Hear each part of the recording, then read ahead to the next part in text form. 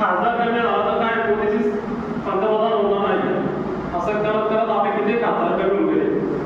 आपलं सौभाग्य की परत तिसऱ्यांदा मोदीजी पंतप्रधान झाले म्हणून सगळं आता तरी व्यवस्थित आहे. पण जर विधानसभेत आपण जर असा विचार केला की आमदार कमी झाल्यानंतर आपली काही सत्ता येत नाही तर तसं चालणार नाही.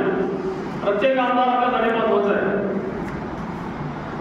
या ठिकाणी घोषणा करतो की कुठलाही असा विचार करायचा नाही की दुसऱ्या कोणीतरी आणि तो खासदारकीचं तिकीट घेईल.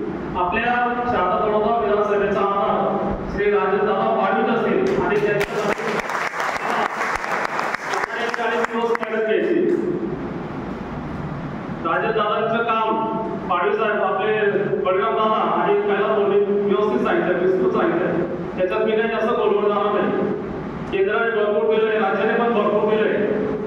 कैलास बोंडे सांगितलं की 1250 कोटीचा निधी आपल्या एकट्या विधानसभेत आलेला आहे.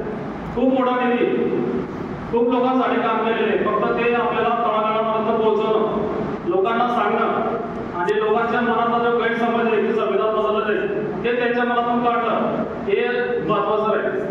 पण ते केव्हा होईल जेव्हा आपले कार्यकारी सक्षम राहील, आपले मोर्चा आघाडीच्या टीम मजबूत राहतील.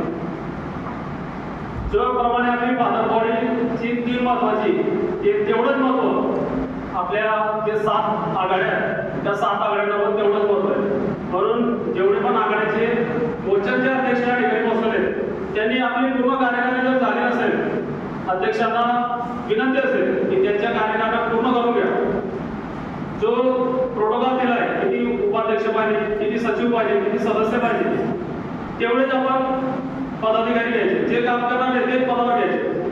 जास्त पद घेऊन घ्यायचे आणि दुसरे काहीतरी कामं करत फिरत आहे असे आपल्याला पदाधिकारी पाहिजे. जो भारतीय जनता पार्टीचं काम करतोय, सच्च्या मनाने करतोय असेच पदाधिकारी आपल्याला या ठिकाणी पदावर ठेवायचे.